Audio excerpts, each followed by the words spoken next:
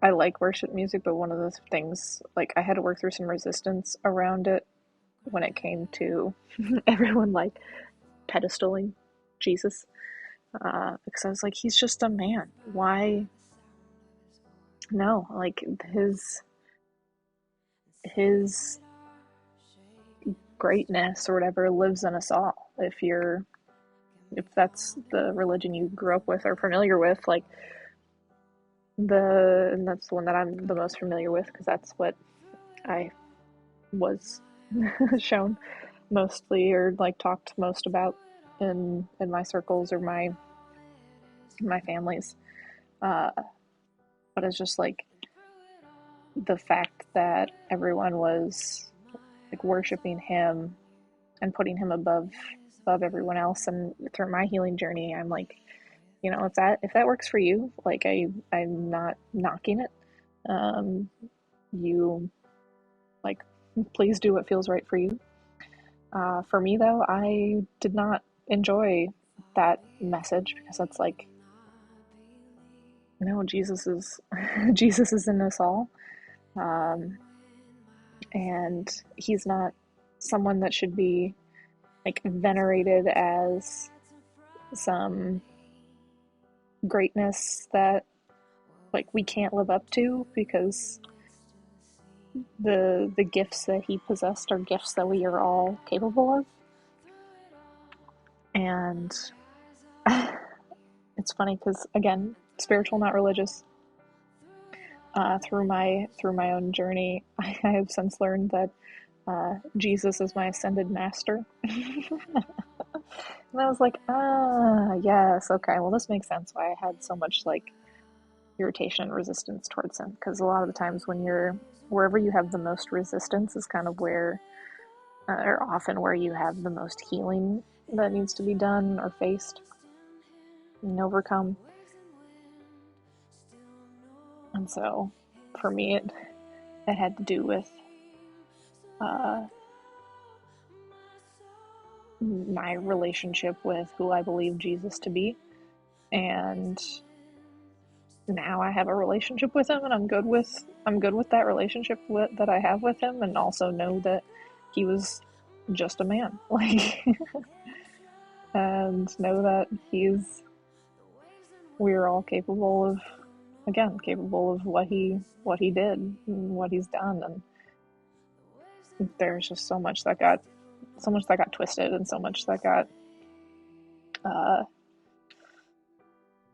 the human element in his stories or in his life that was used for, unfortunately, the ego mind's like gain or like power gain in a more unhealthy way. And the, like I said, survival mind, competitive mind, the like, yeah. And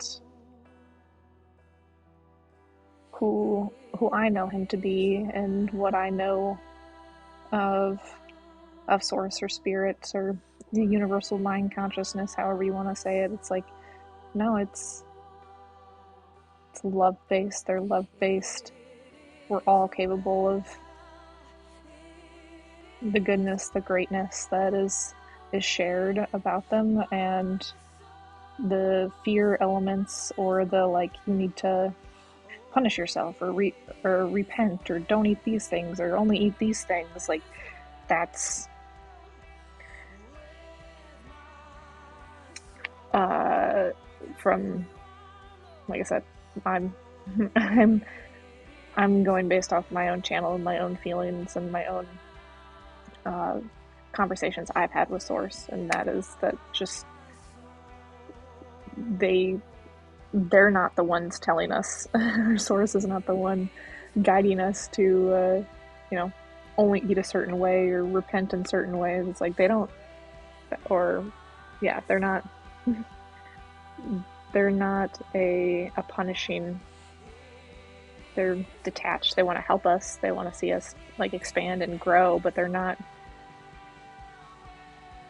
out here trying to, ruin our lives or seek hellfire and damnation on us. Like, No. I want to see us grow, thrive, expand, experience contrast, and then, you know, learn new things.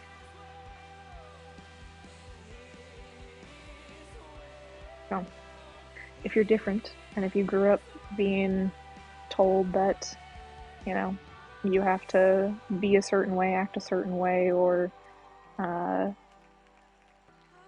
you know, you're going to go to hell, or you're not loved, or you're not accepted, first of all, I'm sorry. I love you. Please forgive me. Thank you. And second of all, I'm sorry. I love you. Please forgive me. Thank you. That is not that is not who I know Source to be. That is not who I know Spirit to be. It's not who I know, you know, the angels or Jesus or anyone else to be. And there is a community out there of people that believe in love and believe in all of our uniqueness and uh, don't want to um, how do I want to put it? That love you for who you are. There you go.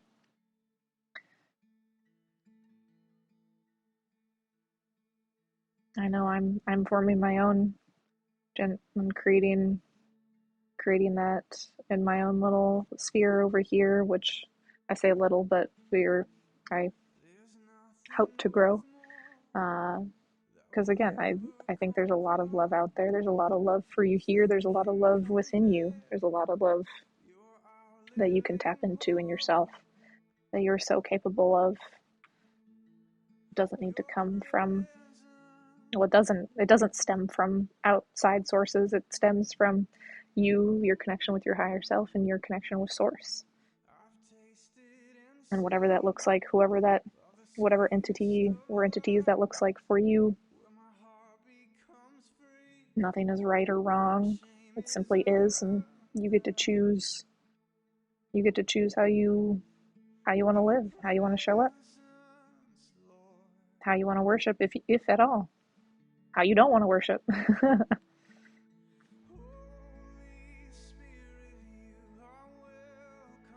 I'm only sharing my story, my perspective, my experience and love that I have found, and the tools and resources that I know have worked for me, and I hope they can work for others. But if they don't work for you, that's okay. There might be someone else out there. There might be some other resource or tool that you might feel more drawn to, and you know, explore it. Learn learn your own discernment, learn your own trust in yourself, in your own intuition, in your own guidance, in your own internal compass. I am just one option, one guide, one person who can lead by example of like, okay, well this is what worked for me. This is what didn't work for me. Here are my resources, or here's a lot of the stuff that I discovered. And if it helps you, great. And if it doesn't help you, then you know, I hope you're able to find something that does. If that's what you're looking for, or if you continue looking for it. So yeah, I don't know. I just love you all so much, and I love where I've been able to get within my own kind of mental health space and in my own just like owning of who I am. That I want to share that with as many people as I can, and I want and I will continue saying into perpetuity is like I don't want to just end pain and suffering. Like I want you to know, like truly know just how loved you are, because you are so freaking loved.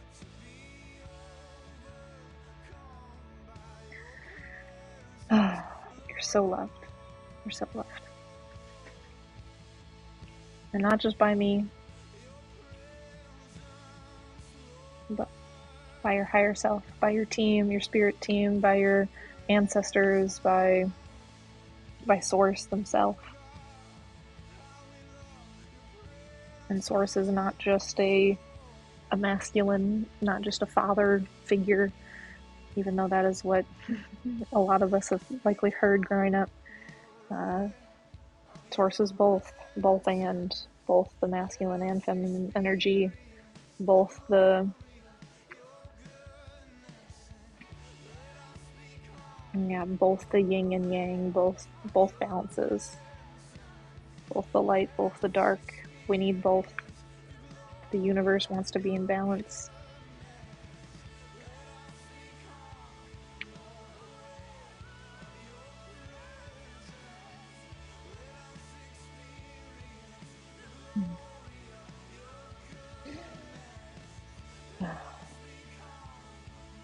Yeah. Thanks for listening to my random little TED talk on I don't know, Source, who they are, or at least who they are to me, and who they could be to you.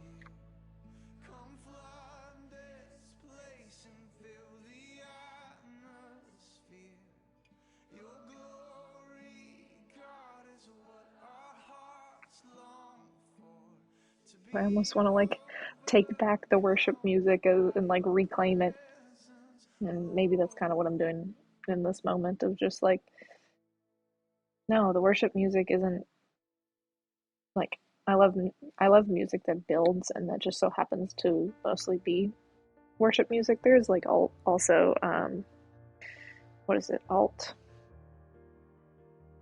no, I'm blanking on the name of it. There's another one that has like a build to it that like NF does a lot of, but yeah, the music that is all about love or like divine love is often very like Christian based, and so a lot of people don't listen to it that are like moving away from religion. And I'm like, nah, guys, like we can still enjoy the like the feeling, like the overwhelming feeling of love coming through music in worship music, and acknowledge that, you know, our views on who Source is might be slightly different than the artist, but that doesn't mean you need to deny yourself the feeling of like receiving that love or feeling the like powerful sensation of the music.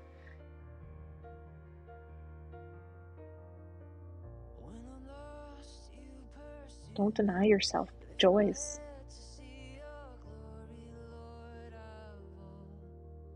If it brings you joy.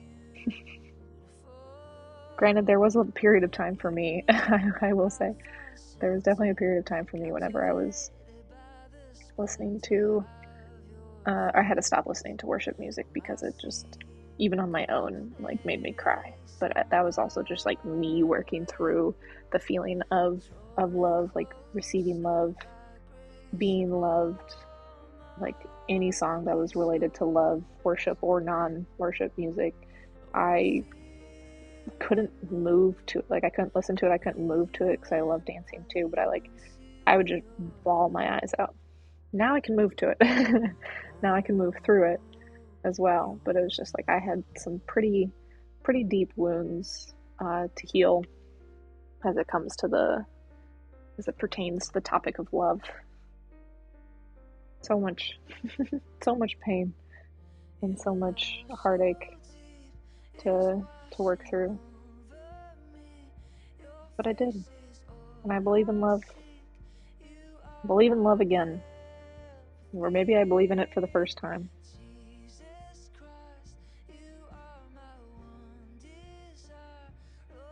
I don't know.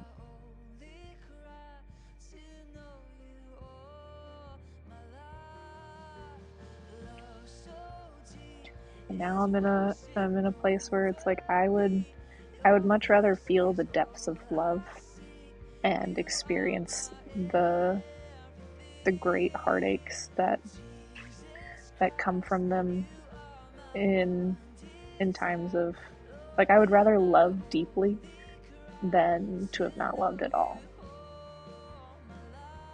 because I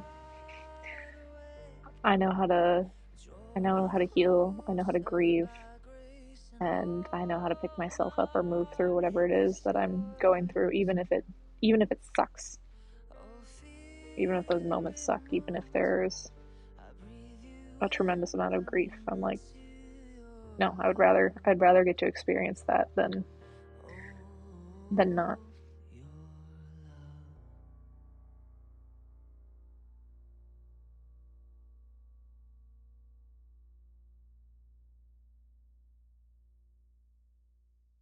That's just what it's just what I've come to learn and accept for myself anyway.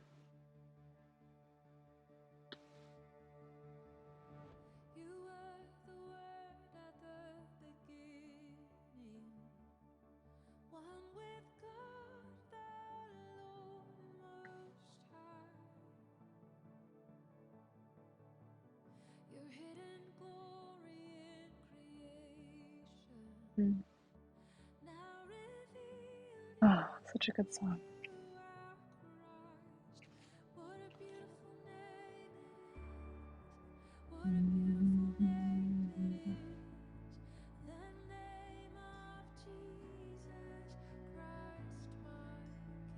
Whenever I whenever I start, because I changed my name at the beginning of this year, uh, because I felt like my birth name no longer represented who I was, and every time I start to kind of question that decision, or I need kind of comfort, or I have like a bad dream about people calling me by my like my birth name or dead name, uh, I always wake up and the song is singing, or like the song is playing in the background.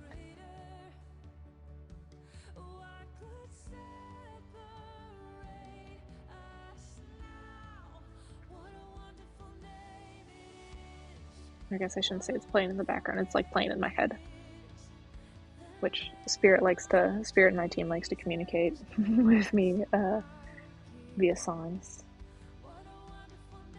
And in case I'm just talking over the song too much, the song is uh, "What a Beautiful Name" by Hillsong.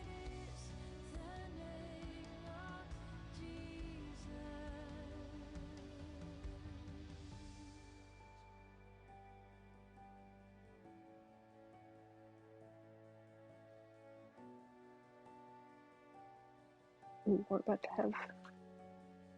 Okay. Ooh. Oh gosh. Hold on.